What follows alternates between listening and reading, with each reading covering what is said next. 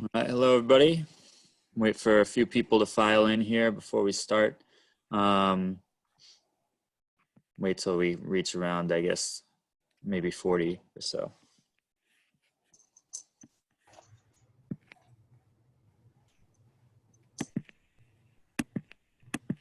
Maybe we'll change it to 30. All right, so thanks for joining us, everyone, for our Graduate and Professional School Update Coffee Break here.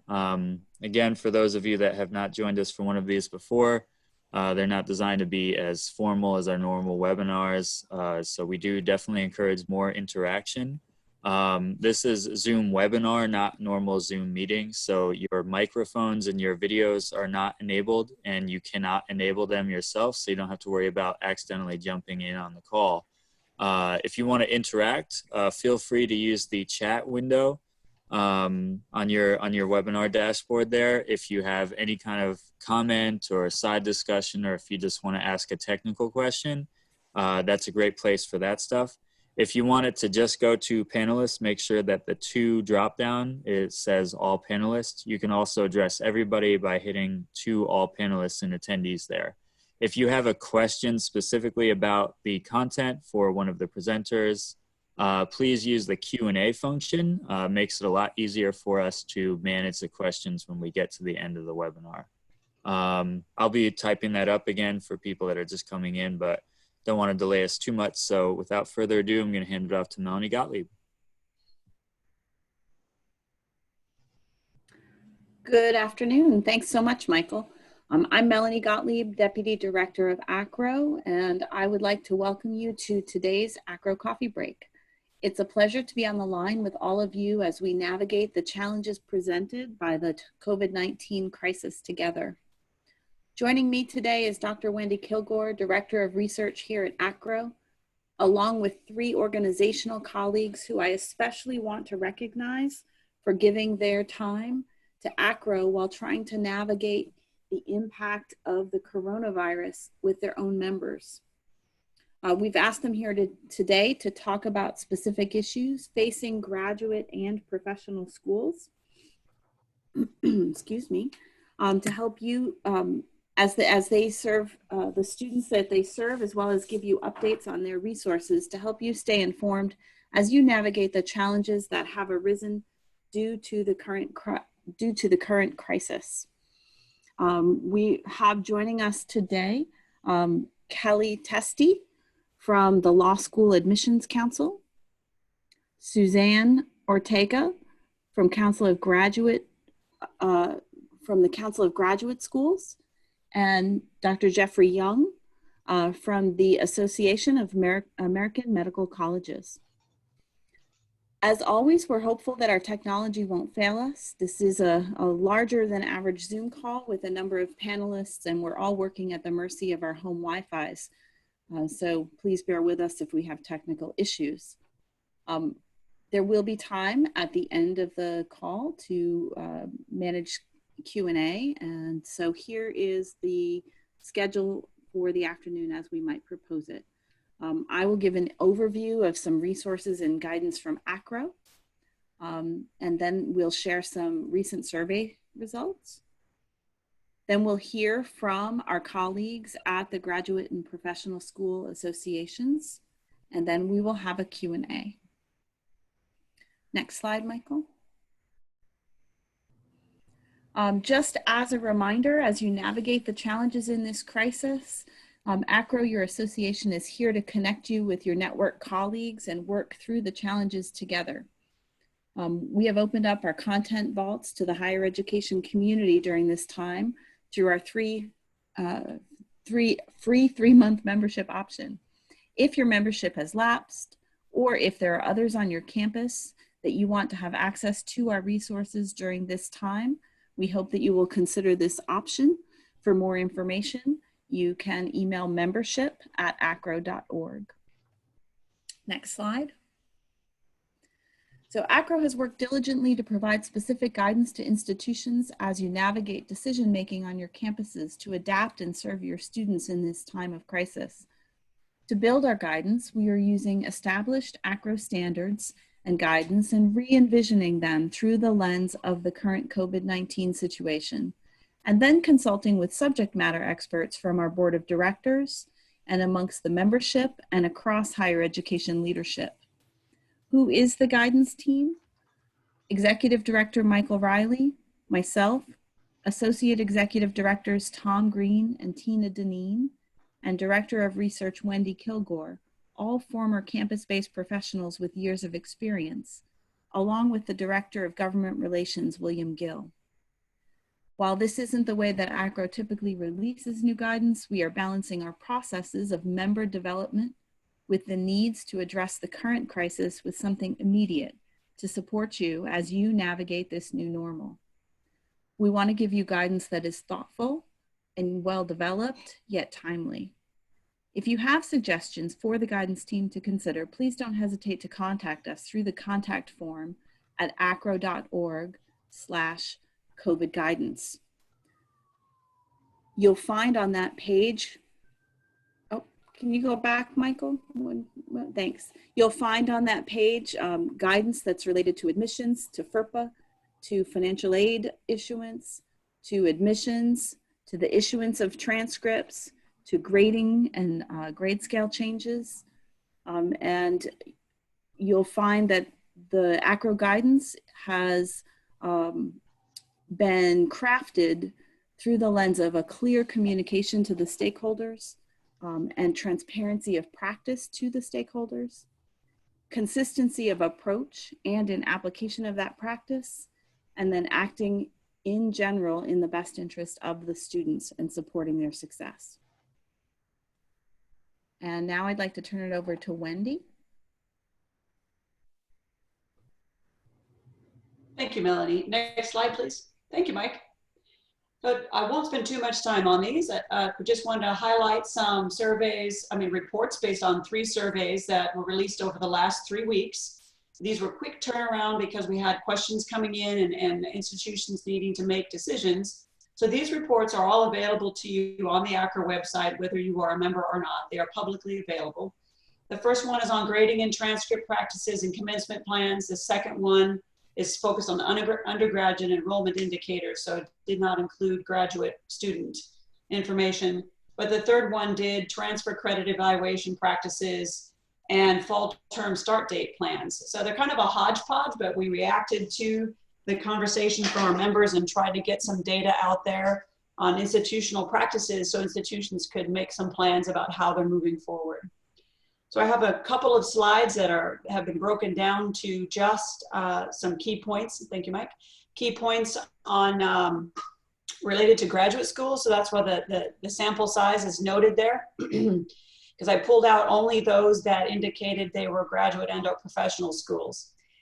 The first one is on summer term, and you can see from the chart there, again, I won't spend a whole lot of time, that there are a lot of things that people are considering with regards to summer term, and this is 3 weeks old. So in the light of the current environment, this data has likely changed since the 3 weeks ago that it came out. So please keep that in mind. But again, this data is available to you in its entirety in the reports.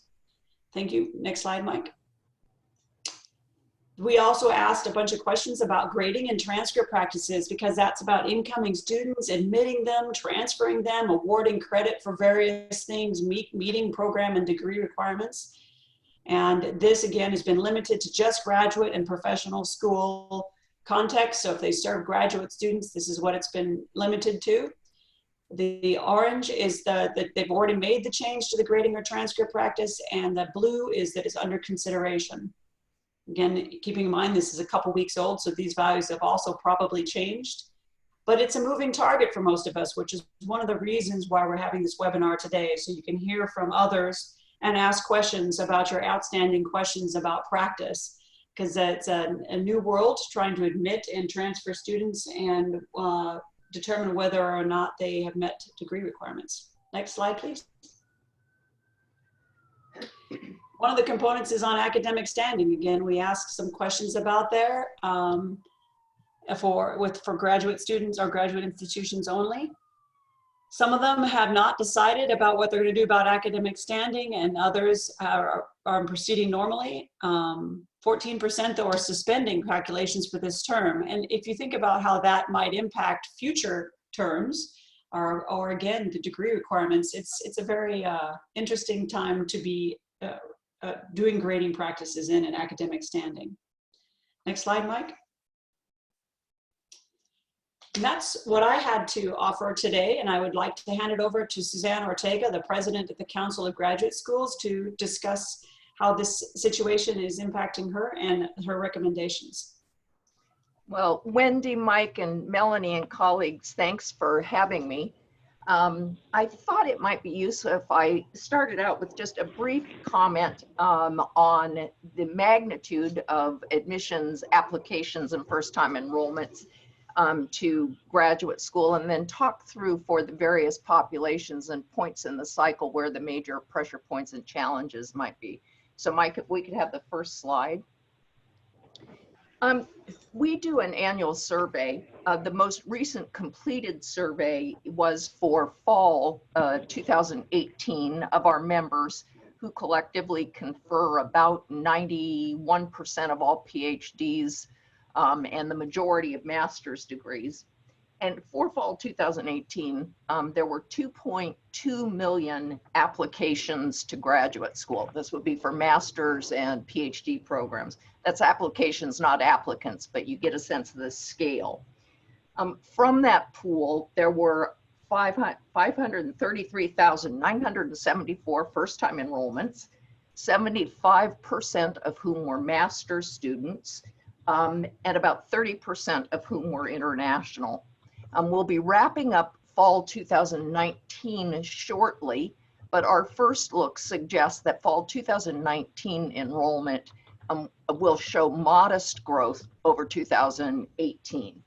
Of course, our real concern is about first-time enrollment in 2020, and among our members, the big issues right now are concern about summer melt, whether it's international students not being able to get visas to come, or master's or PhD students who, because of financial concerns within their own families, are worried about whether this is the time to commence additional, perhaps taking on of debt, but certainly investment in education. In terms of timing, for fall 2020, the PhD cycle is mostly complete. It's a little bit later this year than it has been in previous years, but it is now mostly complete. And the same would be true about admissions to advanced practice professional degrees, such as the Doctor of Nursing Practice or the Masters of Audiology or Physical Therapy. That means that for most of those students, the current concerns about changing in grading processes won't affect them. It is possible that for many of them, they are awaiting final transcripts, but in general, those final transcripts are only reviewed to ascertain that the previous degree has been completed. Occasionally, a student will be conditionally admitted, and a grade in a particular course might be of interest. This would be a very small minority of those cases. Master's students, the timing of admission, other than these professional masters, is a little different. And interestingly, the most growth in masters has come from matriculation into accelerated master's programs, 4+1 programs, executive programs that cater to returning adults, and certainly a substantial number of international students. Again, they're in the same circumstance, I think, as the PhD students. However, in this case, many of them will not be affected at all by changing grading practices because their transcripts were completed at an earlier period of time, or they were completed at institutions at which they are pursuing their master's degree and where the grading process is understood. I think on the international front, the big challenges, of course, are not really having to do with transcripts. It's real concern about availability and access to visas, about a variety of funding models if students have to stay in their home country to complete their first semester. I would say that English language assessments and the capacity to complete those are important. since many universities use them in assigning TA-ships. However, all in all, the bottom line is that changes in grading practices are not mostly affecting students this year. Mostly they will be affecting students in 2021 and beyond. So I want to pause for just a minute and say that in this mix of enrollment, growth over the last 4 to 5 years of low-income, underrepresented students has actually exceeded that of majority students in master's and PhD programs. And yet the fact of the matter is they continue to lag woefully behind in terms of the percentage of enrollment in graduate programs. And so for that reason, in 2015, CGS launched a big project on holistic file review. We've been for 5 years advocating, disseminating, modeling holistic file review, which we basically define as the following. And that is that any indicator, be it a test score, a grade in a particular course, participation or lack thereof in undergraduate research, semesters of withdrawals, incompletes, should not be considered as defining characteristics for admissions, nor should they be considered in isolation, but that an entire profile should be considered in the context that generated it. And for us, clearly, the change in grading practices due to COVID is simply another instance of the commitment to holistic file review, of interpreting a grade or a series of grades in the context, whether in this case it's the pandemic or institutional changes that generated it. We know that a number of our universities have already issued statements, some formal statements, many in letters to prospective students, signaling their commitment to being as flexible as possible and using holistic file review criteria to judge future applicants. And I would say that again, while it's not always formal, it's been growing in number, and that's the way we are moving as a community. And indeed, we will continue to strongly encourage the practice and to encourage deans to engage their faculty colleagues and their admissions committees in a sustained conversation about the appropriate interpretation of these grades. I want to say one other point before moving quickly on, and that is that a part of the notion of a holistic review is really being explicit with applicants and being explicit with their reference writers, what kinds of evidence you're looking for to support the kind of student you're interested in.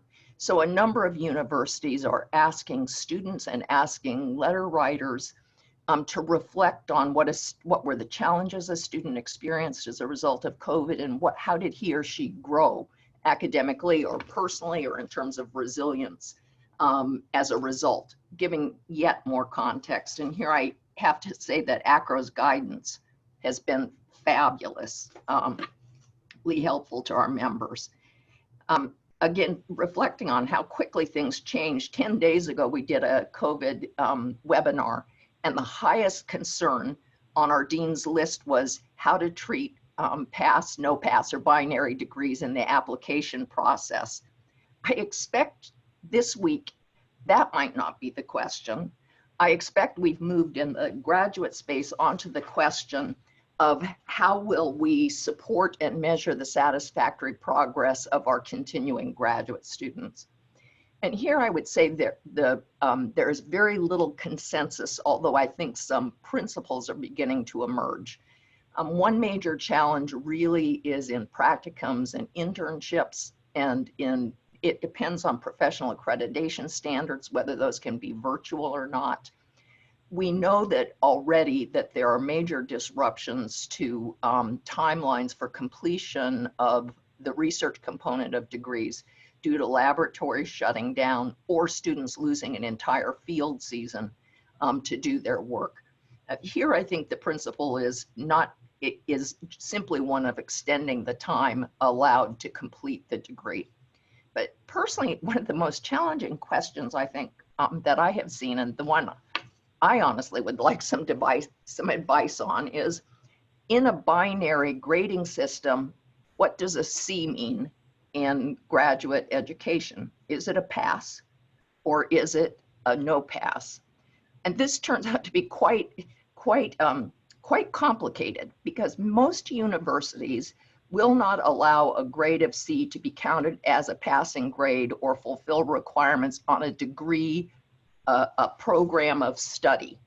They may, however, let the hours count towards the degree, but it's not successfully meeting the program requirements.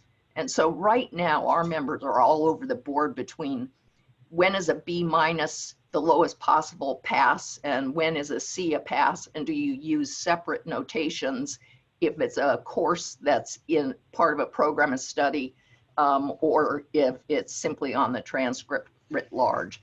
So I expect that this is becoming the hot topic. We've moved from the admissions question into how are we going to support and document the progress of continuing graduate students. And I'd simply say on the next slide, and I certainly will be happy to make it available, there are a set of resources. So Mike, if you can go to the next slide, there should be one more. These should be hot links. So if you get the slide deck, you can simply go to them. You'll see some of the work, the graduate enrollment and degrees work, the master's admissions work about transparency in master's admissions, the holistic review admissions work we've done, plus other policies and practices to promote student success. So thank you. And I think Kelly's up next. Oh, Jeff.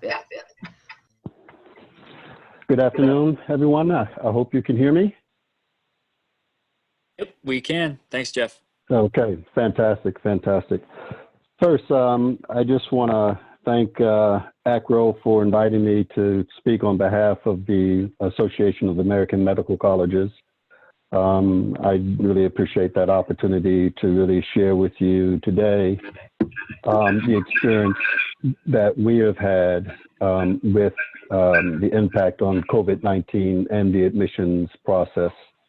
And I also just want to acknowledge that one of my colleagues, Sharifa Dickerson, who is the operations director of the American Medical College Application Service, which we call AMCAS, is also on the line, and she will be available for our question and answer period because she's done significant and really great work in working with AACRAO around helping our schools understand the impact that pass-fail may have on the GPA within the AMCAS application, which is what we utilize at the association to have students apply to medical school, our USMD LCME accredited medical schools.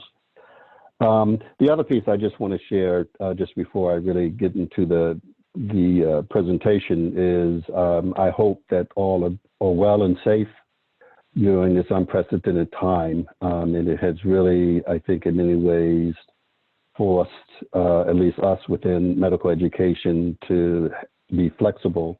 And you heard me say that multiple times, but also think about ways in which we can fulfill the mission of our medical schools and provide care for the population writ large. So if you could please turn to the next, thank you. So as my previous colleague just indicated, right now, the 2020 cycle is in full motion, and many of our institutions are finalizing their matriculation lists, filling their classes, and at this point, beginning to wind down, as many of our schools will matriculate their new students around July and August. Most of them will. But having said that, one of the challenges that COVID has really caused is the impact of MCAT delays. The MCAT is a examination that those interested in pursuing medicine take and it is used within the application process. And I'm talking more specifically for the cycle 2021, which will, in essence, open up later this summer. And we also utilize holistic review. In fact, a lot of my work at the association and prior to joining the association focused on training our medical school colleagues, admissions officers, and their committees about the value of holistic review, which was very nicely articulated previously. So because of COVID-19, some of the, we've had to delay or cancel scheduled appointments, but we are in the process of, getting those back online, and we are committed to giving every applicant who wants to test the opportunity to test. And there will be more information coming out on Friday regarding our plan regarding the MCAT score. The other thing I want to share is the impact of pass-fail grades on GPAs. And I'll come back and just share a little data from a survey that we just completed at the association that gives hope, I think, to those students that, one, are finishing off their undergraduate career and, hope to matriculate at a medical school, but also for those students that are applying for the upcoming cycle, again, that 2021 cycle. But as potentially my colleague Sharifa will talk about, the impact of the pass-fail does have some impact on the overall GPA and the science GPA of the AMCAS application. And so this can also be a challenge for those students who are at this point taking high-level science courses. And historically, medicine or medical schools have been reluctant to accept pass-fail grades, particularly on those science courses that suggest that a student can master the science principles. So I'll come back to that momentarily. Another impact that we have is concern about how COVID-19 has really impacted the poor and minoritized students. For those students that really have limited resources and families who have lost income and employment because of this pandemic. So one of the things that the association did relatively quickly was that we expanded our fee assistance program. And so we made the criteria broader to include more students who can demonstrate that they are indeed in need of financial support. So we're pleased about that. This pandemic has also impacted the fact that students are taking courses online. I have a son who's a freshman at a college, and he's been home and he's taken online courses. Again, online courses have historically been not really favored highly by medical admissions deans and committees, particularly if they were also included lab requirements. So that is also something that COVID has really impacted the cycle. And then the final piece that I just really wanted to share here was the impact on interviews. One of the things that may differentiate a medical school from other health professions or other professions or graduate schools is that we interview every applicant that we feel is potentially a good fit for the school. So as a former admissions dean, the interview was critical to see actually how that applicant responded to various questions, interacted with the other interviewees, faculty, staff, and our students. So if indeed the pandemic continues to limit the ability to do in-person interviews, many of our medical schools are now considering how to do virtual interviews and how they may then incorporate those interviews into the admissions decisions. If we can go to the next slide, please. So as I indicated previously, I was going to come back to the issue around pass-fail grades on online courses. We did a survey just several weeks ago. Actually, we got our results on this past Thursday. And what we found was that 78% of the deans that completed the survey, and roughly we had 97 out of 157 deans respond, which is a good response rate, indicated that they would accept pass-fail grades for prerequisites. And that's really, I would say, unheard of, I think, in the time that I've been in medical education. You can see in the orange there that there is a percentage that's undecided, and I think waiting to determine how to proceed. And there were very small numbers that would indicate no. Regarding accepting online labs, again, over 70% of our schools indicated that they would accept online lab courses this spring of 2020. So that is actually currently students that are taking courses and hope to apply for the next cycle. And then finally, you can see close to 80% of our deans indicated that they would accept online courses for prerequisites. And those are the higher level science courses. And again, you can see that some said in certain circumstances, a small percentage said no, and then some were undecided. And we think that's really a reflection of our schools really trying to figure out the environment, what the environment would be like, and understanding, the value, if you will, of accepting online work. Next slide, please. And finally, what I'd like to do is just share with you another perspective that we have dealt with our medical schools.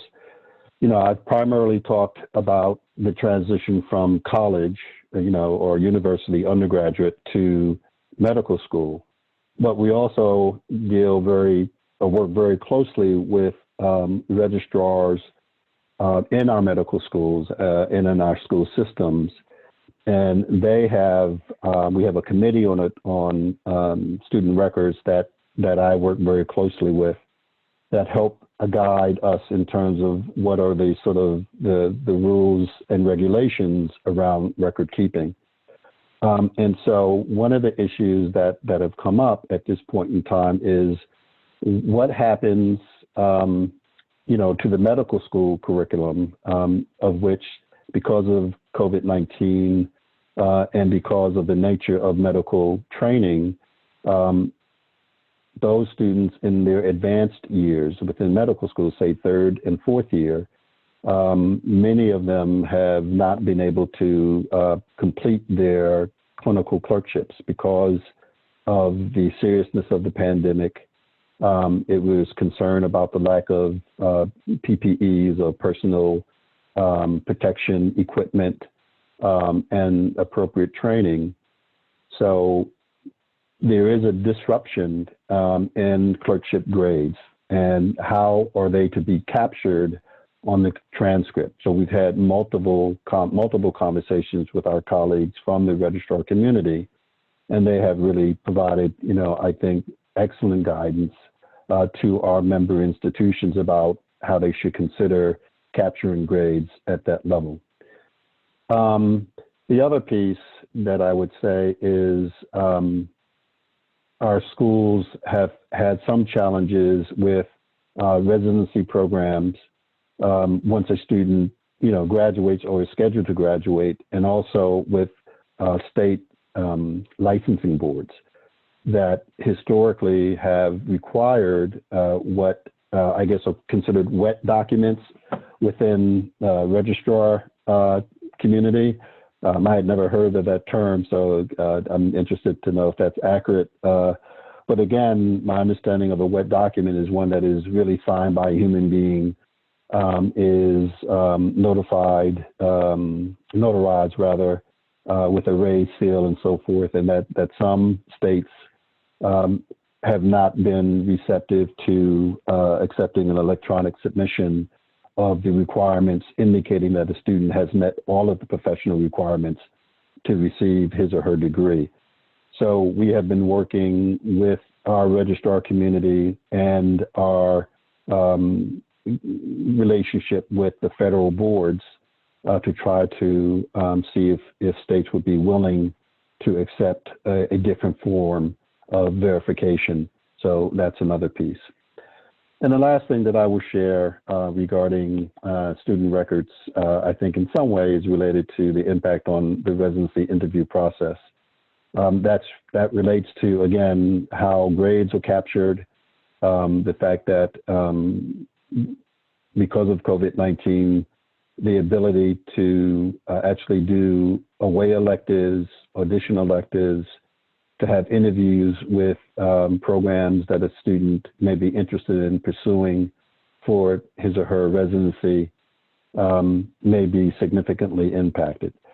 So the association really has been managing and working very closely with all of our constituents, not only medical schools, but our teaching hospitals and societies, to try to figure out how to best ensure that when a student is accepted into medical school, that they are, qualified and can meet the demands and rigor of medical education, while also, again, being sensitive to the needs of those that are historically minoritized through the transition or graduation from medical school into their residency, which is an additional level of training.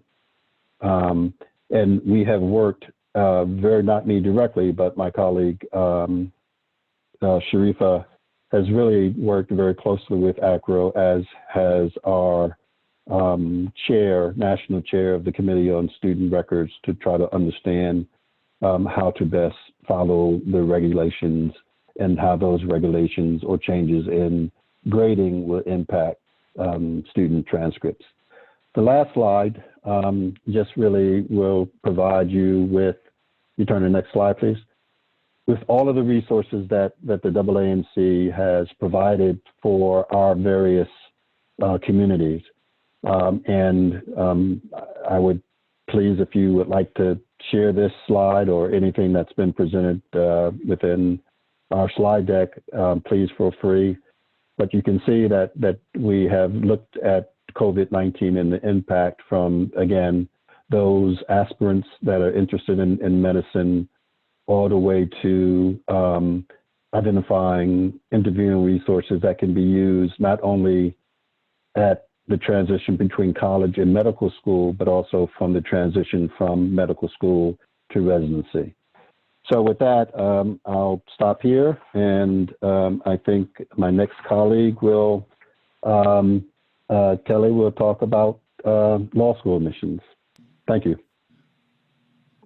Jeffrey, thank you so very much. That was a wonderful, informative coverage of so many things. And I think I can say, as I introduce moving from medical school, which you covered, to law school, which I'll cover, that there's probably never been a better time to go to law school and medical school. Our world really needs both our physical health and our legal health attended to right now as we all grapple with this crisis. So I want to thank everyone for having me today. I am the president and CEO of the Law School Admission Council, and before that was a longtime law school dean and professor. And it's a real pleasure to be with you all. I want to thank Acro and all the registrars and everyone who worked so hard to get everything straightened out and done right through this time. And our hearts really go out at LSAC to everyone affected by this crisis. And I sure hope everyone remains as healthy and as safe as possible. I want to share today, and I'll go on to my next slide, that really there's a few groups of candidates that we're really thinking about today and trying to take the best care we can to keep the pipeline to law school moving along well. And as the slide notes here, it's really those who have already applied for Fall 20, those who still want to apply for Fall 20, and then those who are starting to think about applying for 2021 and beyond. So let me take each of those groups in that order. This crisis hit the law school admission process when it was pretty far along, just as many of you have noted. I think we had about 85% of our volume in when this started. And so a lot of candidates had already applied. And for those candidates, the admission process continues as it usually does. It may be just a little slower this year with some decisions, but for the most part, that's moving along. The one big change, of course, is that it's harder to do on-campus visits when you can't travel or gather. So there's a lot more movement to online opportunities for students to get to know the schools they're looking at and to make their decisions. But we've done some webinars to help our schools do that well, and I think they are doing it quite well. And so that's moving along in good order. There are, however, still students who want to apply for Fall 20. And this is something that we want to be very attentive to. First of all, LSAC has long had a very deep mission of diversity, equity, and inclusion. And so we're aware of the way that structural inequality works in the world. And it often means that candidates from underrepresented communities apply later in the process than is ideal. And so anytime you're looking at the candidates who may still be applying for Fall 20, you want to make sure that we don't leave those candidates behind through this crisis, because underrepresented candidates could be disproportionately represented in that group. So LSAC has worked very hard with our schools and also in providing the law school admission test in a new mode, the LSAT Flex, which is a remote proctored option that you can take from home. We've worked very hard to move that forward so that anyone who does want to apply for Fall of 20 is able to still do so. And the first LSAT Flex administration will take place May 18th and 19th, so coming right up, and that will be plenty of time for candidates to still apply for Fall of 20 if they want to do that. We are doing weekly webinars for candidates so that they understand all the changes and how to navigate and negotiate this time. And those have been well received with many thousand of law school candidates tuning into those to understand how schools are responding now and how they can take the LSAT and still continue their successful enrollment journey on into law school. So that's underway. We also have a June LSAT date of June 8th. We're looking at that now because there's still so much in flux, and we may need to offer the flex again in June, depending upon travel restrictions. But LSAC is committed to doing what it needs to do to make sure that those candidates can apply for Fall 20. And likewise, for candidates who want to apply in 2021 and beyond, they can also go ahead and begin their journey by taking the LSAT Flex in June if we offer it, or taking the other opportunities as we can offer them in the field. And we are also looking at very flexible testing options so that if we can go into the field in some places, we can do that in ways that allow any test taker to remain safe. For instance, we're looking at smaller spaces with appropriate protections and social distancing, so that when things do open up in the field again, that kind of format will be what will be workable. For all of this, for candidates applying in 2021 and beyond, one of the things obviously on the mind of all candidates and schools is that most undergraduates did move to a different grading system. And so the question is, how will our schools look at that and evaluate that? We're working closely with them, but I've been very proud of them to let candidates know that they understand this. They're going to be flexible. Our schools are really good about doing holistic review of files. The LSAT is a critical piece, but one of many factors that the schools look to in their holistic reviews. And they understand that this is a time like no other in terms of the way grading has changed. And they're going to be working closely with us so that we can make sure to have the information they need to continue to do that very well. Somewhat like Jeffrey mentioned, we've also have a fee waiver program that we've tried to make sure candidates are aware of, because we know that this time has brought greater financial hardship toward many families and individuals. And so we do have a fee waiver program that's not only for the LSAT, but is also for the candidate assembly service, because your enrollment journey starts with LSAC, and we with Acro and make sure that all of your transcripts are verified and that your applications are then submitted to every law school that you want to apply to. So the last thing that I'll mention today is just that one of the things that the legal education system as a whole is really looking at is that the pre-law and the candidate journeys are continuing, I think, well. One of the real challenges right now is for our third years in law school, because they're all facing the bar exam, and that exam has been delayed in many jurisdictions. Jurisdictions are trying to decide what to do about that exam, but that's obviously a key factor for third year law students, because they need to get that credential to go on into practice. And so that's something we're all keeping a close eye on as we try and support candidates thinking about law school for this fall or beyond, or the students that are all currently in legal education right now. So I think I'll leave it at that for my opening remarks. And Melanie, thanks again for having me today. Thanks so much. I'm going to turn this over to Wendy to manage the Q&A portion of the webinar. Thank you, Melanie, and thank you everyone for taking your time to share your experiences today. If you have any questions, again, please add them to the Q&A section. We have a few minutes left here. We have a couple of folks who have a hard stop at 2 o'clock. There's a question here that I'm actually going to reword and to apply to all the speakers today, because I think it's actually a relevant one. So, and if you take the time to respond to me, that'd be great. Do you think that some of the changes that have been made in response to COVID-19 will stay even after this crisis has ended as normal practice? And if so, what would those be?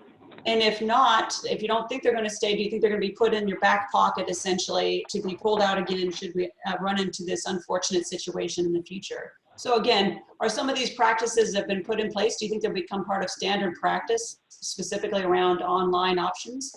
And how do you think that moves forward? I'd be happy to speak to that just a little bit from our perspective at the Law School Admission Council. You know, it's been a terrible crisis. I do think there's always a silver lining in a lot of things, and I think it's propelled our thinking about how to move more rapidly into digital transformation that may benefit everyone and provide greater access and equity. So we do think that you know, the move to more online testing and to having that be available on a wide variety of devices and even more accessible is probably something that will spur us toward a greater growth in a good way. Hi, this is Suzanne, and I would just say that I am quite certain that this COVID crisis is accelerating the process towards broad adoption of holistic file review processes, and will simply speed up the attention that faculty admissions committees are paying to factors that come in complicated bundles. If I were guessing, I would guess that the disruption in research may escalate some trends towards increasing reliance on secondary data sets. It may move some of the more mundane parts of lab experiments themselves to AI and robots. So we may get some new lines of research. I expect the essential lab experience and practicum experiences, the actual interaction in teams in person around a problem will remain a big part of, at least at the doctoral level, research practice over the coming years. And this is Jeff. I agree with my colleagues. I think what we've learned in all of this is that, you know, our medical schools are incredibly flexible, and I think they have really risen to the challenge. And I think in some ways, I don't think that we can ever necessarily go back to the way things were because of the experience that we're all having with this pandemic.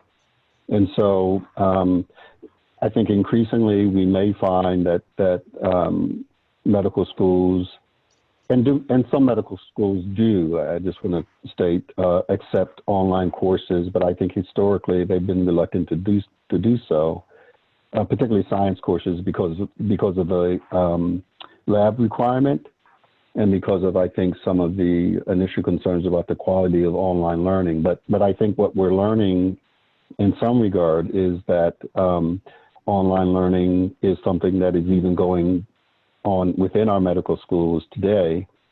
And I think that things will change. And what might be the most effective way to educate a very diverse, competent, culturally competent physician workforce. And I think those are things that will be and are very important to the medical field. Thank you, everyone. It's interesting how situations like this kind of force all of us to rethink about our practices that have been in place for a long time, and some of the changes that we have to make are going to actually, as you said, be embedded in future practice and for the betterment for the students who are involved. So thank you. I have a question again for all of you. Is about if you think whether or not or how some students who cannot complete courses right now, who then have to complete them in the summertime, and that may overlap with your with some of the graduate school start of terms, and their transcripts were possibly delayed, and possibly even their posting of their degree might be delayed until a point that is right up against or perhaps overlapping with the start of the new terms. We actually heard from some students that there's about 5% who are not going to be able to complete their courses this term. So how, if at all, would that impact, if they have to roll through summer, their graduate enrollment? This Kelly, I'll begin. I think that's something that our schools, working with our accreditor, the American Bar Association, we've been doing weekly calls with all law school deans and with the ABA and with LSAC and the Association of American Law Schools. And I am very confident that we'll all try and make sure the students are taken good care of as we work flexibly together on that. This is Suzanne, and I would say that all of the conversation we hear from our members, either in questions on the Dean's Discussion Board or in facilitated conversations we have with them, is really focused on building flexibility into the process. Most universities have already had processes that allow people a semester to complete a pending degree, to begin a program, or at least many will allow a person to begin a program with a grace period for completing a prerequisite. So I expect that we'll see that flexibility for students. And again, I would echo that. At this point, the association is having weekly calls with our Council of Deans. We are meeting with and working very closely with our admissions community. We are also working very closely with those that basically provide student services to our students. So again, that includes our student affairs deans, student diversity affairs deans, again, recognizing the impact that COVID may have on those students that historically are underrepresented in medicine, our financial aid community. I just came from a call prior to this meeting where we had a town hall with financial aid officers. And as I've implied previously, that we have frequent community calls with the registrar community within medical education. So, you know, I think that we are committed to ensuring that our students, when they graduate, will be a competent physician and have the knowledge base then to start their residency where they will start direct patient care. And so for us, it's really about patient safety, and for that graduate to be able to start their internship and residency program with the knowledge and the competencies that will be critically important to care for patients. Thank you, everyone. Very much appreciate it. We have about 4 minutes left. I know there's a couple more questions in there. A couple of them are quite specific. So we're going to try to, we'll bank those and see how folks answer them offline. Because in the interest of time, we do have a couple of folks who have some hard stops at 2 o'clock. I thank you for all the panelists for participating, and I'd like to hand it back over to Melanie to close it out.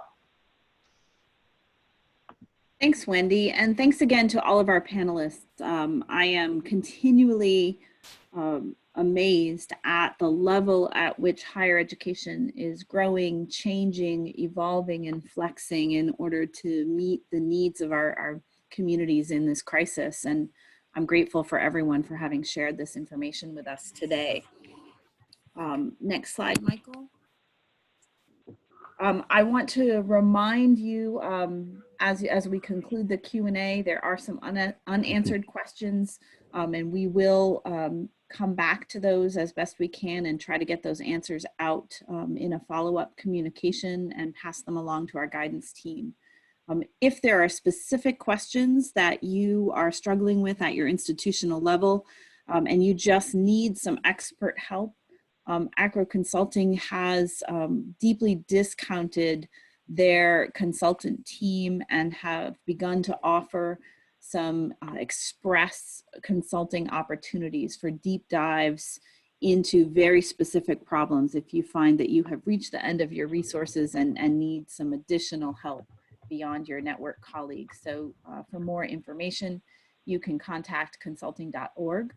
Next slide. And then finally, we are committed to offering these coffee breaks weekly. We're finding that we're doing 1 to 2 a week, Fridays at 2 p.m. and often Wednesdays at 2 p.m. as well. The next 3 that are coming up is one, Acro Coffee Break with Parchment, and then also Acro Coffee Break with NSC on the 24th and the 29th of April. And those 2 coffee breaks will explore electronic transcript delivery processes that are sort of quick and easy setups for those of you who are stuck with still printing your transcripts in your home office or are unable to deliver electronic transcripts. And on Friday, May 1st, we have an Acro Coffee Break focusing on enrollment planning for COVID-19 and beyond. There's more information and registration available online at acro.org/COVID guidance, as well as the rest of the coffee break and webinar schedule. We hope to see you soon at another coffee break conversation. And with that, I will say thank you and good afternoon. Thank you. Thank you.